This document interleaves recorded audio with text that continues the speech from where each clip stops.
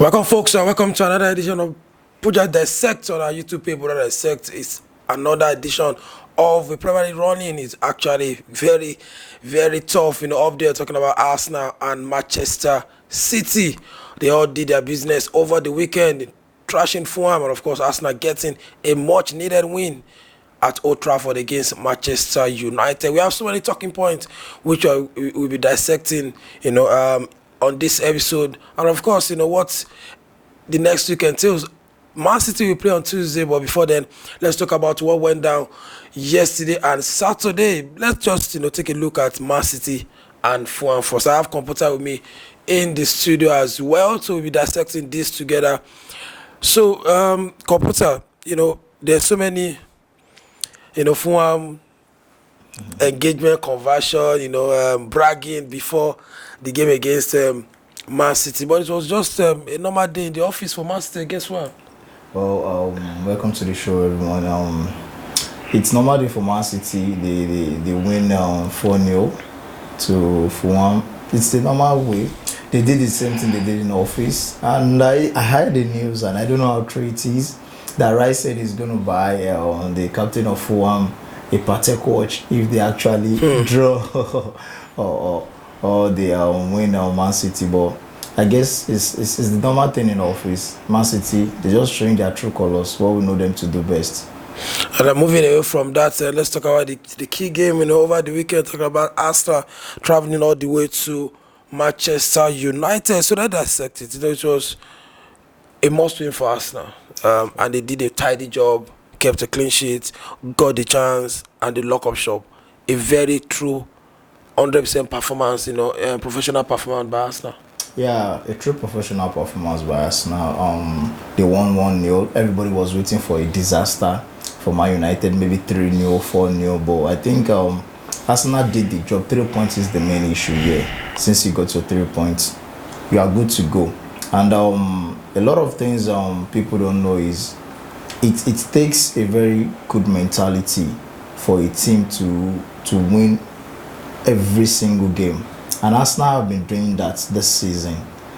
3 points is 3 points, either 1-0, half-0. It is a very good point by Arsenal. So I think they just do their normal thing. Everybody in the world except Arsenal to win that match, and they did it. Close to the team. And let's dissect, the major talking point. Let's talk about Casimiro. Yesterday, he showed again that I think he's done on that level, that top flight level. He was never going to be a good makeshift central defender. And we saw yesterday, in the goal for Arsenal, he was caught unaware for the offside trap, and Havertz, was onside, and of course he got the goal through Trossard. So if you look at it, I think he should be one of the players that should be going at the end of the summer. Definitely, Casimiro is supposed to leave because in the first place, that business was a bad business. I'll keep saying it. Signing a 32-year-old then for that such a humongous amount. He has played all his entire football at Real Madrid, winning European trophies, winning local leagues and everything. So I don't think he has anything to lose and he has anything to gain anymore because he has seen it all and he has won it all.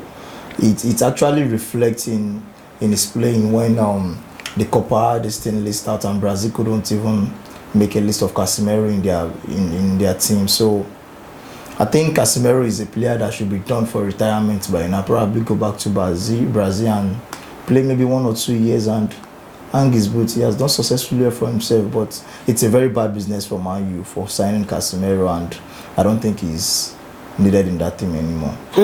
And that's Casemiro for me. I just believe when you've won so much from other club and you move to a new club with little or no seriousness, discipline, and you feel like you just have to be in the same pool of indiscipline with them. So because the Casemiro we know has been high level when it comes to being professional, but when it got to Man United, it continued in that regard. Let's talk about Saliba. Before that match, everybody will be talking about the player of the season.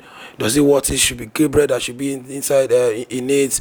Is Van Dijk not better than Saliba this season? And against Man United, we saw another masterclass from Saliba. He was voted the man of the match in that game, and it was seamless professional, and they kept a clean sheet again. And it's just like icing on the cake.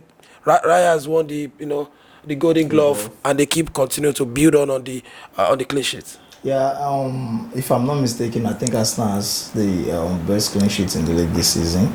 And fantastic. Where Saliba has been good. We saw the outcome. He's listed for the player of the season, and he has been fantastic this season. I won't lie to you. I think Deschamps should be looking at him in his team in the team for the Euros. I think he has not been getting the first place team. So I think Deschamps will look into that, and you see that Saliba has been fantastic this season. So to put the icing on the cake, I don't know if this may happen. If he goes to win the player of the season, it will be a great case for him. But it's a very long shot to call. But he has been fantastically good this season. Yeah. And moving away from that, let's talk about Garnacho. We saw him yesterday. He was trying to do too much. He was trying to feel like the burden of the success of Man United is on his shoulder. And of course, I listened to Schmeichel, and he was talking about how there is no clear pattern or clear structure or clear instruction to how Garnacho should play. He just try to dribble the same thing the same time and try to shoot at goal. And he said maybe because there's lack of legends or there's lack of instruction from the manager, that a young player at that level should not be playing a stretch of 30 matches on a goal, that at least you'll be coming up. And look at the youngsters, Mano as well. He has been playing a lot of games for them, and it looks like there's nothing that is guiding this guy. They just go on the pitch, do the same thing, no instruction. And that was what Garnacho was doing against Arsenal yesterday. See, Puja, I would keep saying it again. Does Ten Hag given us a pattern? The coach that does not has a pattern, how does he want to lay down a pattern? If you look other coaches' style of play, look the likes of Guardiola at the club, you know what their style of play is. Let me ask anybody, can you tell me what the style of play of Ten Hag is? He just play from the flanks, probably use Garnacho and Anthony, cutting from the wings and shoot. I don't think Man United currently has a pattern of play. Let's say, okay, they are going in massive attack or massive defense, playing on the counter, nothing. So I think, and what Sean said about the stretches of match, other players do play it of his age. They do play 30 matches on a stretch, 20 plus matches on a stretch. He's not too young for that. Look at Lamine Yamal at Barcelona, doing something great, not up to his age. But he is always playing stretches of matches. So I don't think why can't he perform? He doesn't have an excuse. But yesterday in the match, I think he was trying to just do too much. He was trying to show he was there. But doing too much can even means to doing nothing. So I think he should just calm his nerves, and probably next season you get himself. Garnacho is a fantastic player. You pull up the performance. And lastly, before we move from the talking point from that game against between Man United and Arsenal yesterday, let's talk about Arsenal mentality. We've talked about how they fumbled through the years. Last season again they collapsed, they crumbled. Later part of the season. This season they've showed maturity, they've shown mentality, they've showed a bit of a hedge when it comes to psychological fight with their opponents. And yes, it was the same thing. Before the game that we believe Arsenal will win or Arsenal will perform, they will fumble. And yesterday was a clean job by Arteta. Players with high level of mentality. After the whistle, there was no more celebration. It was 100% focus. Even the players that didn't play well, the like of Partey, it was business for them. And we have to commend Arteta, and we have to talk about this new mentality from Arsenal. I think their new mentality comes from learning from what they did last year. Yeah, they fumbled last year where everybody thought they should have clinched the league. Those 3 draws happened, and this year we can see that they improved in that kind of mentality. That is what the coach has imbibed in them. That's a kudos to Arteta on that part, imbibing a very mentality where you understand that this game is for the win. We are going here for the business, and they may have some little patches this season yet. Probably the game they lost against Aston Villa got them where they are now. But I think the mentality has stepped up compared to last season. Probably it's because there is a very true and a very compact contender like Man City That's why Arsenal is finding themselves inside this kind of situation. But if there was no true contender and it was just Arsenal all the way, they would clinch the league. But I think the mentality is up there. They are good to go. Probably next season do 1 or 2 signings, and I think they will be doing well as well in the Champions League. And of course, the inclusion of Havertz and Declan Rice has been a big impact on Arsenal season. Yes, this season we saw the assist from Havertz yesterday as well. You know, from someone who started very roughly in the season, but having a very good run at the end of the season. Of course, Declan Rice, a big mentality coming from West Ham.